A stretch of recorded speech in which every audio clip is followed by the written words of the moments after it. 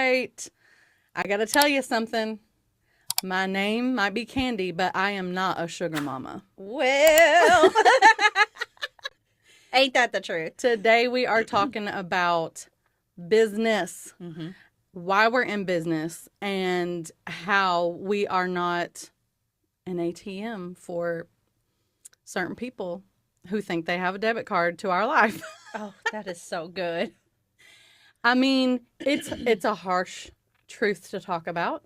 We talked a little bit in our last episode about toxicity, like no time for toxic, like get toxic people, number one, but even people who aren't toxic, getting the toxic situations out of control, that get out of control, get them out of our life. And we sort of touched on this subject a little bit in that conversation. So we're just carrying it forward. And let me just preface this because we're going to have business owners listening, and we're going to have people, regular people that you're not a business owner. So how this episode, or at least one of the ways it'll benefit you, is knowing how to be in these situations and not be the people that we're talking about that treat us as an ATM machine. Yeah, because some people maybe don't do it on purpose. Yeah, I think a lot of people don't. And if you are, I always say this because, I have a loving heart, such a loving heart. If you're listening to us talk, like, listen, Mom, I'm not talking about you if I buy your dinner, okay? We're not talking about our family. For real. Like, I'm not talking about my friends. Like, I'm talking about people who just legitimately, the reason why we are working, why we are involved is because we are working together. Right. I'm just not, I'm a queen, not an ATM, right? That's just the way it is. And we've gotten a lot of, we're going to deal with a lot of comments that we've gotten over the years and just things. Look, we are as humble as can be. I don't think I'm anything. I won't say I don't think I'm special. I know I'm special, okay? But God made me. I'm special. Yes. I'm just saying this isn't about ego. This isn't about I'm better than somebody because I have a business. That's not true at all. Right. We've talked about this before, like teams and the importance of different roles that people play. So I guess I'm always wanting to make sure that our audience really hears and sees our heart. So I say these things because I want to make sure that they understand the place that we're coming from.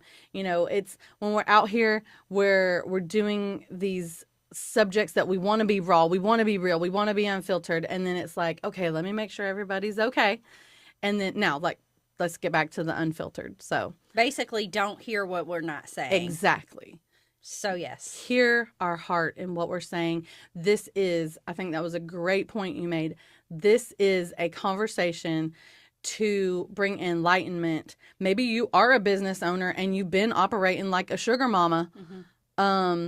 And I say sugar mama, maybe you're a sugar daddy listening on here. I know we have men listening because I've gotten feedback from them and comments from them. So hello, fellas. We are talking to you too. Don't be a sugar daddy. If you're running business, you're doing this for the money. Like, let's be real. If you're not, it's called bankruptcy. What the heck are you doing? What do employees go to work for every day? Yeah, they're not doing it for free. This is just life. So we're going to talk about it because people just get so weird. That's another thing. People get so weird about money. Like, super weird. And then they tell you you're the one that's the problem. Yeah.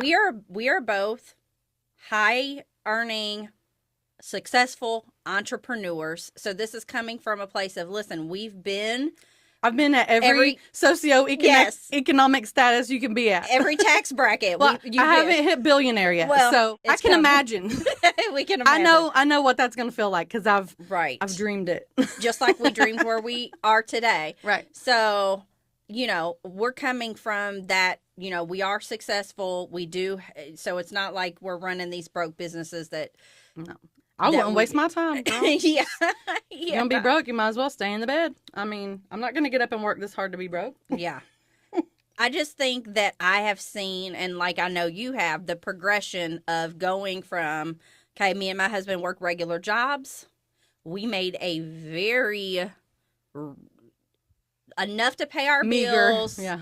And going out to eat was like getting a snack wrap from McDonald's, which, by the way, I heard they bring those back. They did. But literally, that was our thing. I've gone from that, and I've gone to, very successful, high earning. And I have seen how people have treated me and my husband during this journey, and it has been very, very eye opening. Mm-hmm. And you definitely see some toxic situations Oh, yeah. that we have had to talk through and figure out, how do we address this, or how do we handle this situation? Is this a person that they're not going with us to this next level, and we know we don't have to be like, we don't like you, we're not your friends, but Yeah. just let that naturally settle, like your example last episode with the jar. Yeah. So I'm curious, what have you guys experienced? Because I know you've had the same thing, All of it. All of the things that you've just encompassed. I got married when I was young. It started in the beginning of my life with Joe. I'll say, like, my family has never gone without. Like, my family, God has always taken care of us. But I do not come from a rich family. Right. By any Right. definition. My family's full of hard workers, Mm-hmm. and we like nice things. We like nice homes. We are very, in our roots, just very much about making what we have to be nice. Mm-hmm. And so that's where I come from. Mm-hmm. That is, I do have business owners in my family that have been examples to me, and inspired me. And so I come from that. I went to Bible college when I was 17 years old. So I'm thinking, I don't have dollar signs in my eyes. Listen, I know people talk about like, oh, these preachers are in it for the money. Listen, there's the ones that you see on TV that's got it, but like, and what is that, like the 1%? yeah, I mean, my dad was a preacher, and he didn't have all this money that everyone's talking about, Because people don't pay their tithes. Right. If you want to know, people don't pay their tithes. Yeah. My parents, and sorry to interrupt. I'm No, just go going ahead. to, because it goes along with what you're saying, because we were raised the same. Mm-hmm. The only difference, I think, with my parents is they got into real estate. So I was their firstborn. They had me at 18. I remember them being broke, like not having any AC, Mm-hmm. like me making toast, because that was all there was to eat. And I watched them grow from, and we do not come from rich families. My dad and my mom's side are both it's not full of money. Mm-hmm. So I watched my parents go from literally splitting a donut between me and them, Mm-hmm. one donut Mm-hmm. that they had to scrape up a few change from the ground and use a coupon to get one donut to feed us, to having a good amount of money from real estate. And I grew up with people, oh, they're pastors, they're taking all the money. Honey, ain't nobody paying. What money? What money? Like that was their business. Real estate is how they got their money. Okay, so I just, like, you've probably heard stuff like that with, like you just said, with people always want to blame pastors for taking all the money. Yeah. I mean, Bye. my parents planted a church, and like we paid to go there. Like Mm-hmm. Yeah. we paid for the church when it was started, like with our money. With your money, yeah. And so it's a lot of misnomers that people have. You see things on TV, or an elite few, and there are people who are very wealthy from whatever, writing books, Right. the things that they've done. I'm not going to name names. I don't have really anything to say about those people. I'm just talking about my people. I'm Right. talking about me. Right. So I went to Bible college, probably thinking that I'm going to like marry somebody that I meet there. No, I didn't go for it to be bridal college, but it's just kind of, whether It you go to Bible happens. college or not, when you're in college, that's usually when you meet your spouse. Yeah. Around that age. So I'm thinking, yeah, I'm not going there with dollar signs in my eyes. I meet Joe and am working in his business while I'm in school. And he also had graduated from that same school and is an awesome man of God. But his calling in ministry wasn't behind a pulpit with a microphone. It is in the marketplace. It is in business. And I had not seen that before. I honestly don't think he had either. And so it was like putting on a suit that didn't fit. And we kind of fleshed that out together in our early part of our life and marriage. But I 11 years older than me. I'm 18 years old and I have zero money, like zero. The money that, I mean, my parents helped me with, school and everything, but it's like, okay, once I'm there, like How you gonna eat? I'm going to Yeah. go babysit, like whatever Exactly. little odd jobs I could find that would work with my school schedule. I was very young, so I didn't have some big work experience. My job before I went to college, I was a head cashier at Winn-Dixie. Like, I saved up some money when I went to college, but I did not have wealth. I did not have some big chunk of change at that age. And, Yeah. So naturally, when I marry a man who's 11 years older than me, who I work for, who has a beautiful home, who has a business and vehicles and, all the things, all the toys, motorcycles, jet skis, all these things, it's, oh, she's a gold digger, right? That was my first accusation about being all about money. She's a gold digger. I literally am not lying to you that when we went to pick out, because he did have me pick out an engagement ring, he is a smart man. He did not try and surprise me with some expensive thing that I was not going to like. But I messed it up for myself because I did not pick out the ring that I really wanted because I already was being called gold digger and all of these things. And so I picked a very humble, modest ring that I did not like. You never told me this story. Yeah. And So good. I did it because I was convincing myself, well, this is what I need to do to show people that I'm not all about money. And yeah, like Yes. that was stupid. Like, Yes. but that's how much that people were getting in my head about it. And so I'm like, I don't even want to have these conversations. I'll just take that one. Yeah. And I still have that ring and I love it because it means something to me. It's the ring that he gave me. Right. But I kind of have these like mixed feelings about it because it makes me get back in that frame of mind. Like, these jerks literally ruined my like chance to have something I really wanted that God was trying to bless me with. Right. So later on one of our big anniversaries, I got a ring that I really wanted. So anyways, shout out to Joe. Thank you for the upgrade. So I love it. Anyway, I was very much in my head about it. I'm talking 18 years, beginning of my adult life. And yeah, we had a big, beautiful home that he had built. We were blessed and we worked really hard. I mean, he obviously had gotten things started, but listen, I wasn't sitting around eating bonbons. Like, I was working. Yeah.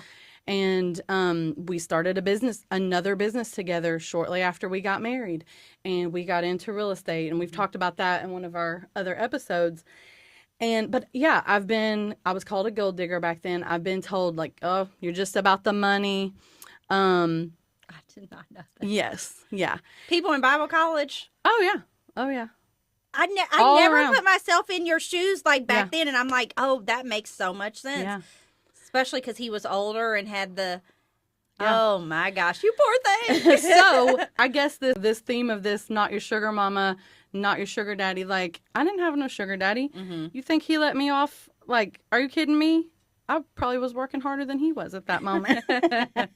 He was tired. He already launched things. And so he's like, oh, I got some help now, right?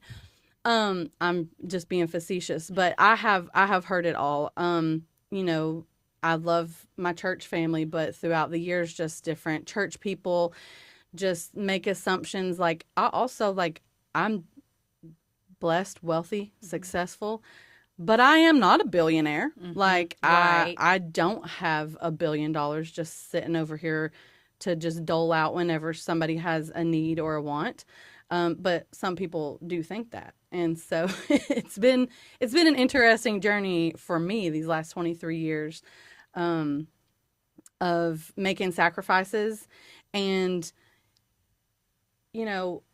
when we have and we're blessed, I'm a giver. Like, I think anybody who knows me knows that Yes. Joe and I are givers. I don't hold back, but I have to almost train myself because I will like overgive sometimes when God is trying to teach somebody how to live in faith for themselves, Right. or maybe their work ethic.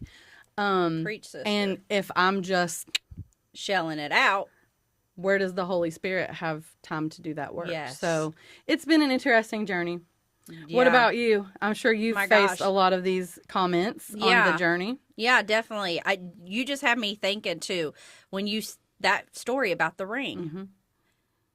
I literally have had that mindset of like, I don't want people to know I have this certain thing because they're going to judge me for it. Yeah. And I've slowly been coming out of that. Me and Daniel had a conversation. I was like, I'm just done like trying to people please, because I realized at the end of the day, it's reputation control. Yeah. And it's trying to control what people perceive about you, and goes back to Mel Robbins' book. Let them. Yeah. And my money isn't my problem. Yes, it's not my problem. And so I've kind of been getting out of that mindset of, oh, I'm going to hide this. I'm not going to let them see this. No, I'm not going to go flaunting stuff, because I'm not a big, like, I don't like that. Like, material like things. And that's another thing. It's like, I don't want people to think I'm materialistic, because I'm really not. I'd rather sit all my money in the bank instead of, like, you know what I mean? Yep. That's just how I am. But I'm just letting go of the control of how people perceive me, because at the end of the day, I know my intentions. I know my heart. I know where I stand with Christ. And it doesn't matter if people want to think, like you said, business is it's a money thing. It's a money transaction. Yeah. There's not one person that does business that does not want to make money. And that does not mean that their God is money. That doesn't mean that they love money. They're all about the money. The business is all about the money. Yeah. That's exactly how If you're telling right now that you think that there should be businesses that are not all about the money, then you don't understand what business is. Right. You are thinking about a charity. You are thinking about something else. Because if a business is not about the profit, then it is not a business. Exactly. Period. I mean, this is just economics 101. The opposite of a business having money is bankruptcy. So, I mean, you're not in business. That is, it's definitely another B word, and it's not one that you like, right? Yeah. So yeah, I guess if you break it down and say, well, you're all about the money. When it comes to my business, I am, because I mean, that's not being a good steward. Who starts a good business, or who starts a business and then doesn't worry about the money? Yeah. That's irresponsible. Especially if you have people who work for you, that's irresponsible, because they depend on your business being successful to pay their bills, paycheck and keep their family going. So it's completely irresponsible to have, it's a misalignment of values, right? So you want me to act like I don't care about money, but you want me to make money so that I can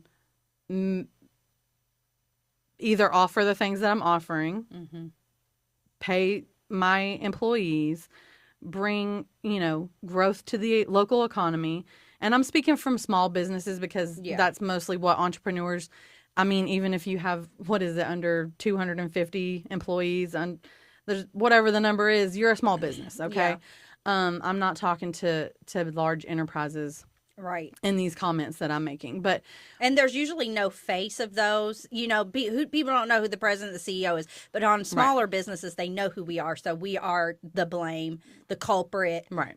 So I think that's a good way to cover like some of the misnomers that have been floating around, and this has always gone on, right? I mean, this isn't something new. It's not something that's happening with us. This has been going on before us, for other people. As long as there's been people and businesses and money. Why do you think people do? I'm trying to get behind, like, and we talked about this, like, what are people's intentions? And maybe we can talk this out on the show. Yeah. Because, like, my husband and I will be hanging with friends or just certain people we know, and they're like little jabs. Oh, well, I can't afford that. Yeah. Why? Jokes that, or little they're jokes. really not jokes. Yeah, and they're like, we're like, that's not funny. That doesn't feel good. And another thing, people not rooting for you. They don't like to see you win. It's like, okay, not to get political, because we said we're not getting political, but when a certain somebody said, you're going to be sick of us winning, I feel like that's my life. Yeah. Like, people are sick of me winning. Yeah. And it's like, it's not fair. And you're like, Right. why can't you support? Why Well, do you jab? and the reason why we wonder that is because when we win, we bring people with us and we share in the win. We Yes. share in the spoils. And Yes. so why don't you want me to win? Because that's going to bless you. Like, yeah. The first time that I feel like I won in that context, won big, I took my entire team on a freaking trip, like 15 people and Yeah. their spouses included. yeah. I could have used that to pay my student loans. Like, no, I used that to bless other people who have been around me and with me and, Right. and hit that goal. You know Right. what I mean? So it's like people forget it and they're like, Yeah. So I feel that in my experience over time, because I used to wonder a lot more about it, but I've come to know. And if you're listening in the audience and you are, maybe you don't realize that you think these ways, right? But I feel that I have discovered a lot of times when people aren't rooting for you, they aren't clapping for you. It's not even about you. It's about them. That if I clap for you doing that, then that means I'm saying that what you've done, the amount of effort that you've put into this is good and it is worthy of attention and it's noteworthy and it's praiseworthy and I'm not doing anything. So the more I clap for you, the more it reveals that I'm not doing anything for anybody to clap over. And I don't feel like doing anything. So I'm just going to let this, fly under the radar. I'm not going to pay attention to this. And I know that sounds harsh, but listen, people be kind of lazy. yeah. I mean, and a lot of it is our society and culture, I think, that has created this. And I know people who are like, oh, I get up and work every day. Like, I break my back working. I'm not saying physically lazy, Right. okay? I know people who will work and literally break their back physically every day to work and provide for their family. But I mean, it's a mental laziness that Joe and I talk about this a lot. Like, mentally lazy, you don't want to stretch yourself and grow into these things. And it doesn't necessarily mean having a business. I mean, some people are called to that life and purpose and some people are not, but just to grow into a new level, grow into another level of income, another level of wealth, another level of success. A lot of people don't want to do it. There's a sacrifice that's required to achieve those things and they don't want to do it, whether they realize that or not.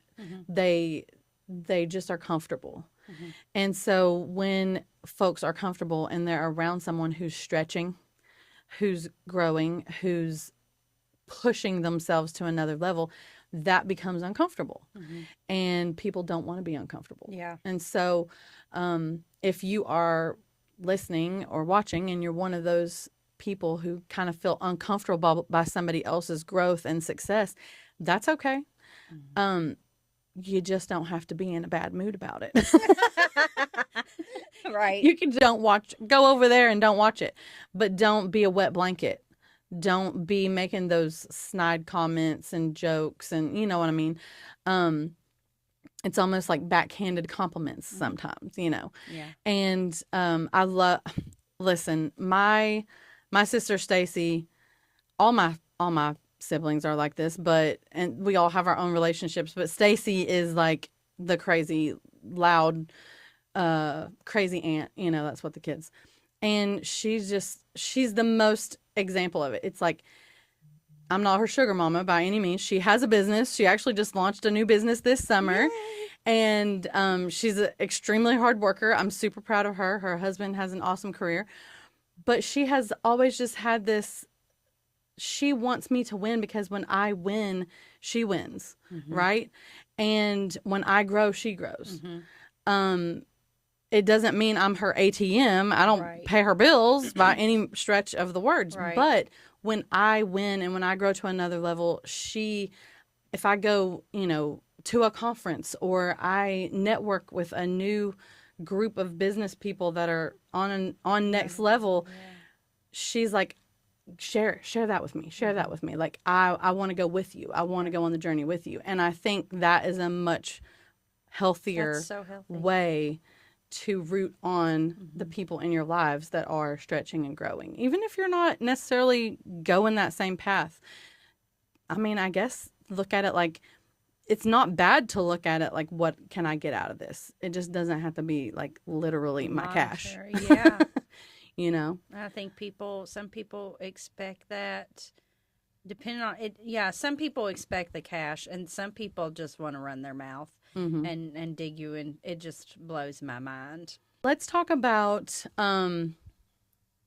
this will be we say raw, we Mm. say we're going to take off the Yeah. filter. So let's talk about we went a little bit in this direction in our last episode about like our teams and team members. And right now, Joe and I have the smallest team we've ever had. Mm-hmm. So we've had over 300 people at a time work for us in Mm-hmm. just different businesses we've had. So Right. right now we've got the smallest team we've had, and we're busy, but there are some headaches that have been taken off the table because of that. And so if you are somebody who is listening who's on a team, uh, put down put down the shield around your heart and hear what we're saying, because I think this can be very enlightening.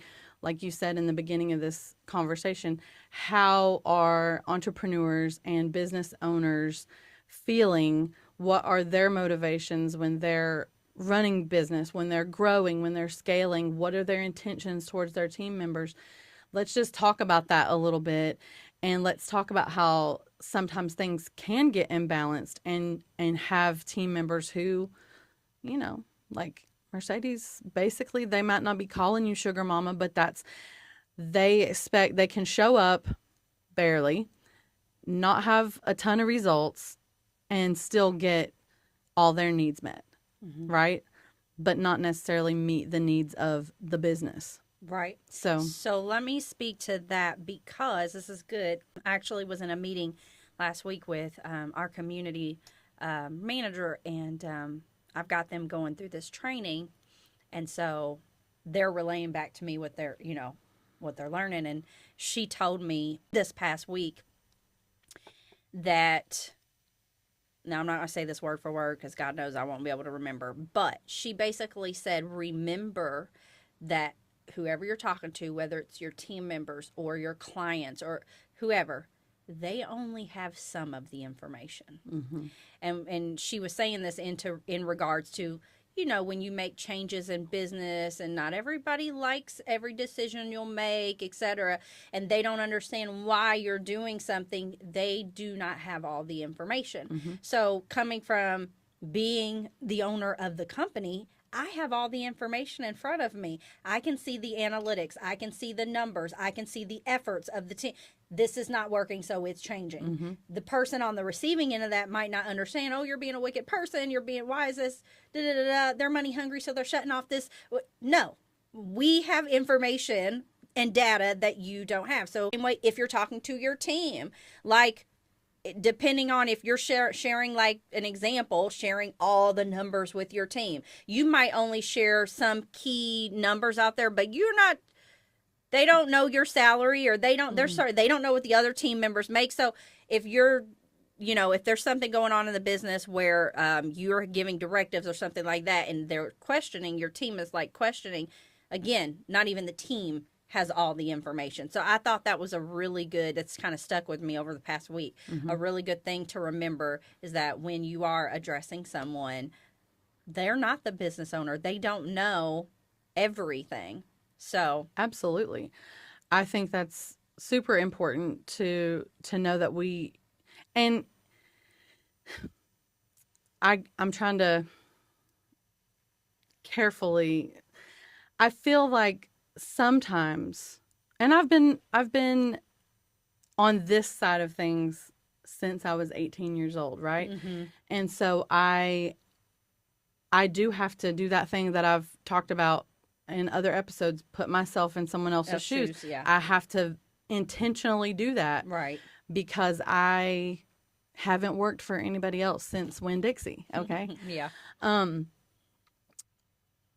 so it's really easy for me to speak from The the entrepreneur, business entrepreneur owner role. standpoint. Yeah. I know you've been team member you've talked about publicly about your retail experience. You have had a small business startup. You've been a team member with us. I've been an employee a You've lot been longer. in all the different, Yeah. positions Yes. that we're talking about here. Right. And so I want to keep bringing you in with just keep that in mind. But I can put myself in the team member shoes. Yeah. And we all have needs that we need met. That's why we're in this transaction in the first place, right? Right. If we didn't have needs, if we were Adam and Eve in the garden before the fall, then we wouldn't be having this conversation. We Right. would just be having our needs met. We wouldn't be working by the sweat of our brow, tilling the ground. Right. We wouldn't be doing all these things. So we do all have needs to be met. When we work as part of a team in a business, it does not benefit us to have an unhealthy business that we're working with. It does not, it is not going to meet our needs. It's not going to meet the needs of our families. And when you said not having all the information, sometimes when we're on the team member side of things, the information we have is I need my money, right? Like I need my paycheck. Right. And that is the leading concern, right? And so when you're in the driver's seat and you're the entrepreneur, you've got all these people feeling this way. You've got maybe business partners, you've got vendors that you work with even sometimes. And so there are a lot of players that you're considering, not just the one set of needs that a team member is bringing, right? So I guess what I'm saying is if you are on a team, like what we're referring to, your biggest objective should be for the business you work for to be healthy. That is it. And what can you do to help make it healthy? And what can you do to support the choices that your leader is making? If they're making bad choices, honey, go get another job. I mean, for real, like that's just, I know that sounds kind of harsh. If you don't like the way that someone is running their business,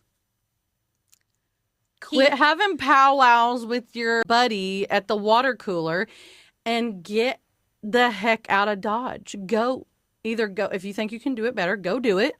I mean, many businesses have started that way. If we had, you remember General Whitlock, who Joe brought in as a consultant for a year in our financial practice, and you'll remember it when I say it. Brigadier General, War College, financial professional, a whole career after that. One of the wisest men we've ever all met, right? And he said, if you see something, do something. Like if you're seeing this, maybe it's because you're supposed to do something about it. And as a team member, do something about it could be help your leader do something about it. Right. Or if that's not possible, do something about it. Like go do your thing. And I'm not saying go have a mutiny and go down the road and start a competitive business, but I guess I'm just saying if you are having a hard time being led, maybe you are a leader in the wrong position. I like putting it into those terms because many times when you do, all of a sudden all of the questions and complaints go away. Right. Because most of the time people are not going to just go start a business because they're unhappy with some of the choices that their leader is making. They're not going to do that because they're not supposed to do that. That's not their purpose in life. And they just need to learn how to help make this business healthy. Yeah. So And every business owner needs a sidekick. And I don't mean like one individual person, but I mean your team is your sidekick. Yeah. And you want them to rock out, and they should want you to rock out, and everybody should be wanting everybody to rock out. So when you have a good business owner or a good boss, when there are wins, like you said earlier, they're going to feel the effects of that. That's right. And so that's how you know you have a good, you're working for a good company. Is, you know, if they're growing, you're seeing some growth as well. That's right. You know, in your role, your pay, your bonuses, your perks. You know, Yep. so it's a win-win for everybody. I think that's a good thing to point out too, though, is that as a business is growing, as an entrepreneur is experiencing new levels of success, you should that will trickle down to the team and throughout the business. But I do think having reasonable expectations of that. I think many times there are unreasonable expectations of how that's going to trickle down, or maybe timelines. Like, well, oh yeah, you got this, and next week I should be having a whole different lifestyle then, right? That's not always how business works. right. There's a lot to money movement, and it doesn't always just show up and reflect next week. And so being patient and having reasonable expectations is really important. Yeah, for sure. Let's talk about, we've talked about this from a team aspect. Let's talk about this from, let's say, friends, family, just people in your personal life, people you go to church with, whoever, your neighbors, that maybe you don't work in a small business at all. Maybe you're not a business owner, you're just regular, you're not crazy like some of us, and you have a wonderful career, you work, in a corporate job somewhere or whatever. You're a skilled tradesman, whatever the case may be, but you have business owners or entrepreneurs in your life. And let's talk about this no sugar mamas concept from that point of view. Okay. So you mean, just to clarify, so you're saying not a business owner, how do you handle things? What do you do when people are wanting you to be an ATM? Is that what you're saying? Yeah, like, okay. Well, no, how do you as a business owner interact with people who are looking at you like an ATM? They don't work for you. They're just okay, got it. I knew I needed anybody in your life. Oh yeah. Maybe it's a cousin, maybe it's, Here's the thing that I have noticed, and you can tell, and I think we've had side conversations about this before. Could be clients, could be family members, could be people you go to church with, like you named them all, that they look at you like, oh, this person has the money, and you're sometimes the go-to when they need. And that's okay. I mean, it's okay when you're in a tight pinch and you need, it's a one-time thing. But when it's over and over and over again, there is a certain point where you need to look at yourself. And I know I'm not doing this from a business owner standpoint. I'm just saying, I'm telling the people, if you are that person, take inventory. Like, do you need to get a different job? Why do I keep needing this type of support? This? Yes, exactly. And so anyway, from my perspective, I've experienced an onslaught of that in the last few years. I mean, every week I've got people from every area of my life texting me, hey, I really need this. Can you help? This person over here has no idea. This person asked me for something, and it's like, oh my gosh, this is kind of bizarre. Like me and my husband have talked about it. We're like, whoa. Oh my gosh, this is like, if you combine all this that everybody's asking for, this is like, a mortgage payment. Okay. My philosophy is on that, and I'll tell anybody, I don't give handouts. I give hand ups. I don't like handouts. I don't think they work. They don't. I believe in hand ups. You can, what's that saying that you can teach a man to, you can feed a man a fish for a day, or you could teach him to fish and feed him forever. Right. I'm totally. And so a lot of times I know some people will get frustrated with me because my solution isn't throwing money at it. Mm-hmm. That's just not a solution for me. Yeah. My solution is get your butt a job, or get yourself a better job, or stop trying to be an entrepreneur. Get an extra job. Get an extra job, or stop trying to start a business that's clearly not your calling. Get a job. What other what other one-liners like that can I come up with? But it's like there's a solution outside of somebody just throwing money. If you're needing money every month to help pay your rent, honey, you need to sell your car that you got a $500 payment on, that you should, like, do something that's going to have a lasting effect instead of just trying to band-aid Change stuff. your situation. So you said a couple of things that I latch on to. So there's the two have converged in one of the things that you said when you were talking about entrepreneurs, who it's not working. So it could be that you are not an entrepreneur, possibly. you said that so nice. Could be. One of the things that I graduated from the kind of what you're talking about of just asking. I don't really get that anymore. Oh, you're so lucky. I guess I got the boundary in place for that years ago. And what I have gotten more in recent years has been folks coming wanting, they know that I'm only going to give an opportunity, that I'm not going to give money. Right. And so they come under the guise of a partnership or let's work together. I've had that. Let's do a joint venture. I bring a lot to the table. I'm an entrepreneur. Yeah. You know, let's team up. And there's not really a team up, right? It's, you want to be teaming up in word only and get the green, and me and my business is doing the work, right? I mean, I'm just trying to just say it.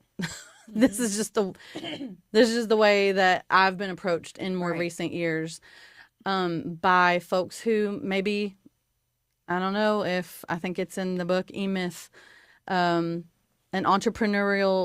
technician having an entrepreneurial seizure.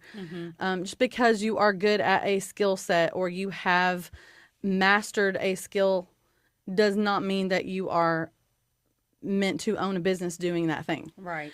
And if you are trying and it is, multiple years in and you're not turning a profit, shut it down. Don't go with a disguise to other business owners and try to parasite, be a parasite on their business with your failing business.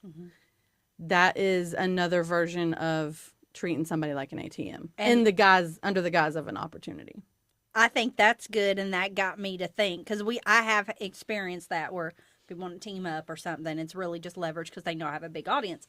Then you've got people, talked about this before, you got people who want to literally steal your content, and all that is they are treating you as an ATM.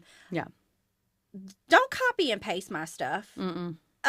Excuse me, like, trust me, I'm rude. Beyond rude. I've got a file with your name on it, and you're gonna get slapped with some papers because we're not about that life. And so they're trying to ride your coattail.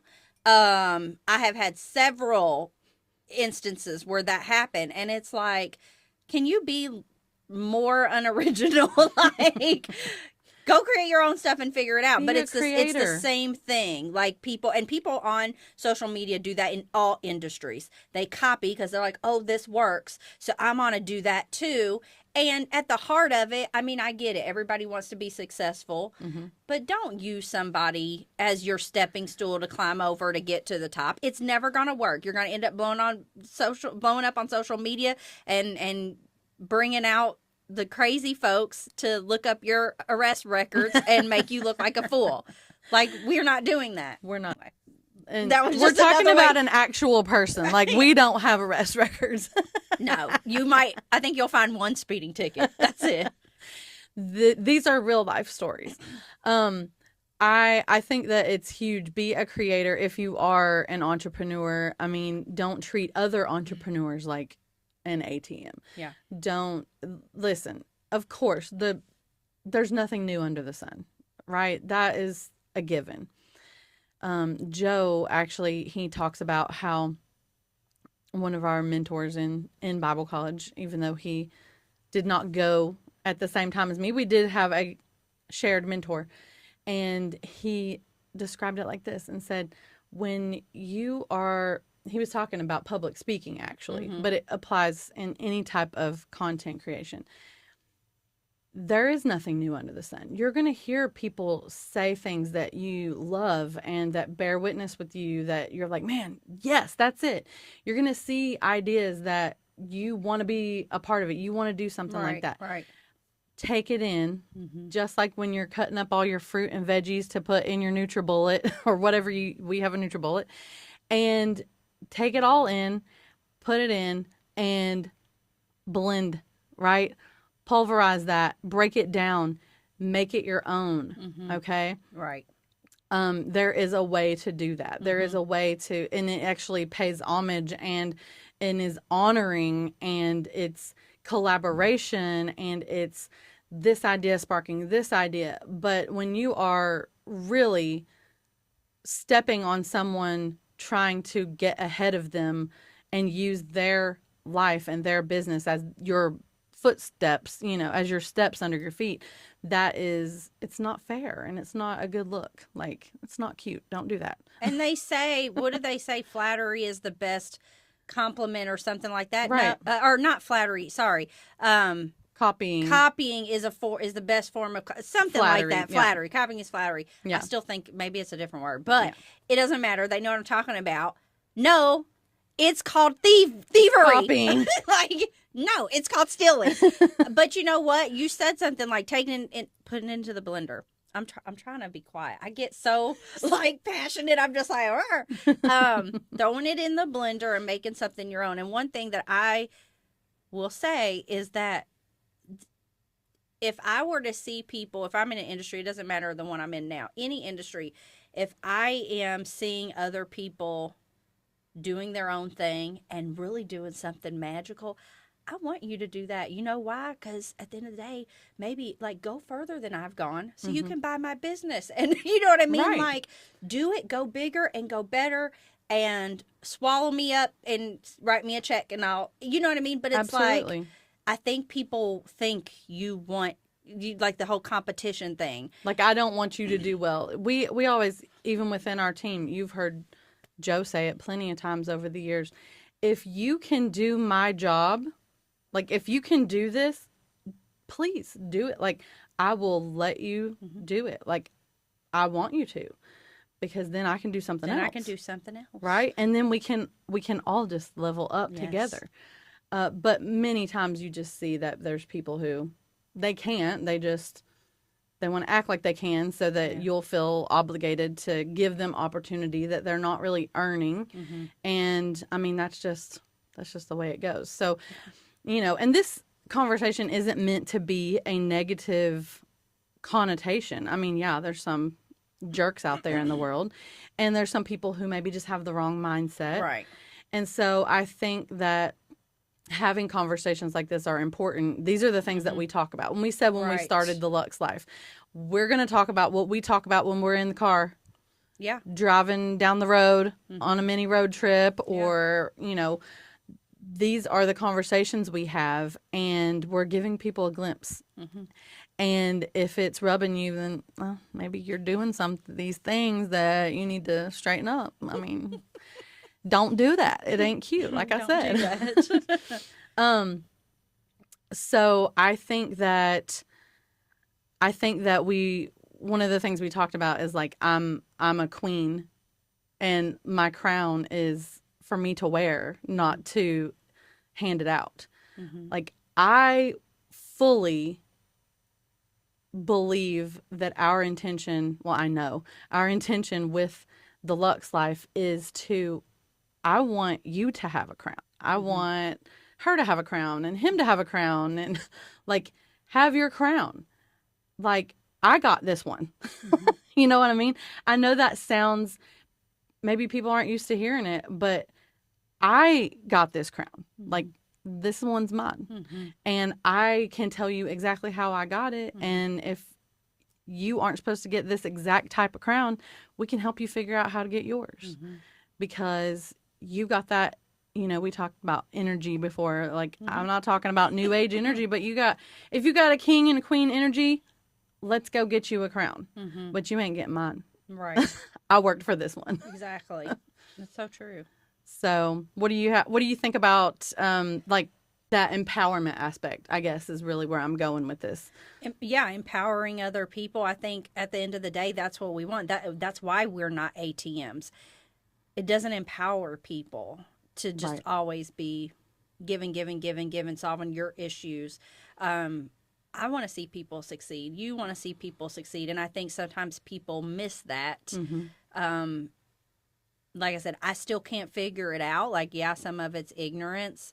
But hopefully people who are watching this understand, like, yes, there are business owners that are sleazeballs, you know, course. and they have bad intentions. Of course. But there's a lot that have really good intentions, and they really just want to help people. And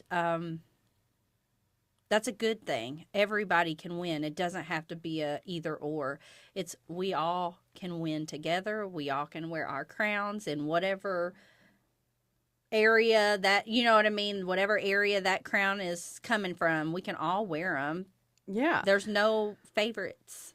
Well, I also think that when you were talking about helping people and like why, if you break this down to its most base form, why do most business people go into business? We talked about it at the beginning. Yeah. Obviously, it's To make money. to make money, right? But there are other ingredients in that mix. I mean, you can make money by working in someone else's business. You don't have to start a business, but there are other aspects, right? We have gifts, we have leadership abilities, we have purpose inside of us that leads us down that path. And many times we have skills or, like I said, gifts that nobody else has. And we're being called into the marketplace to share those with people. And I feel that we want to help. Most business people I know want to help because being in business, what is the other side of that equation where there's money, but this is a transaction. I am giving you this in exchange for money. Right. So the thing that I am giving, I obviously want to help society with it or I wouldn't be giving it, right? It just means you're valuing what you're giving them. Right. And you're valuing yourself. Right. And so I do have, I've seen this with, I know we talked about entrepreneurs, you know, mixing with other entrepreneurs. And so I guess I'm circling back to that because one of the things that you were saying about the helping, and I think business owners want to help other business owners almost more than anybody else because we understand where they're coming from, right? We are in their shoes. Right. We've either been in their shoes or we're in them right now. And one of the things that on this whole not your ATM theme that we've got, I have interacted with some business owners who they are not looking in the best interest of other business owners, right? There's a difference in, hey, don't take advantage of me, right? Like I'm not going to give myself away for free. But then it can go too far in the other direction to where they're almost gouging each other because, oh, well, they've got the money. And I think that is something that I've seen in some entrepreneurs that is not a good look. Yeah. I have had it done to me as well. Like, don't jack your price up on me just because you know I've got the money. Can pay it, yeah. Let's be fair to one another. And because then when we're both, now we can both win, right? Because you do me like that, I I ain't working with you anymore. Mm-hmm. And somebody else is going to be winning when I partner up with them Yeah. because you tried to stick it to me. So I think that's another layer of this that I wanted to point out is entrepreneurs being, don't give yourself away to each other. Right. Yes, there's healthy collaboration. Mm-hmm. Yes, there's times when you should be paid for what you're bringing to the table, but also don't gouge each other and be unfair to one another. Right. Know when this is a one-off opportunity and know when this is something that's going to lead to more. And we've talked about negotiation in one of our episodes this season. So remember those negotiation skills. Don't be so greedy in a moment that you turn off the spigot for the future. Mm-hmm. There's a healthy balance of collaboration, helping, working together, and being fair to one another. Sure. We know we were talking earlier today before we were recording about and business owners that are just like you said, they're just copying, but not in a fun way, not in a healthy way, not in a flattery way. Listen, make it your own. Mm-hmm. Put in the work. If you see somebody that's doing something awesome, match their level of awesome. Mm-hmm. Don't just completely Mm-hmm.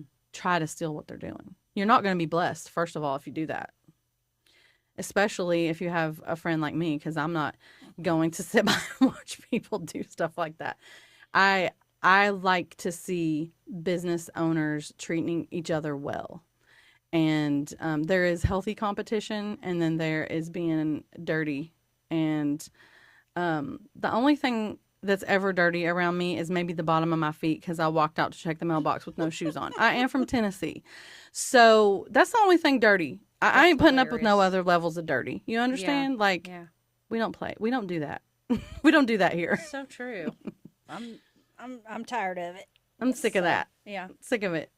So let's talk about that empowerment aspect a little bit more as we're getting ready to wrap up, because I think that's really where all of this is leading to, right? Yes. So that's what the Lux Life is all about, is empowering. Yeah. So we are looking to empower business owners to interact together well. We're looking to empower team members to have appropriate expectations, to not just be leading with their needs that need met, but to realize that there's more information that they might not have all of the data.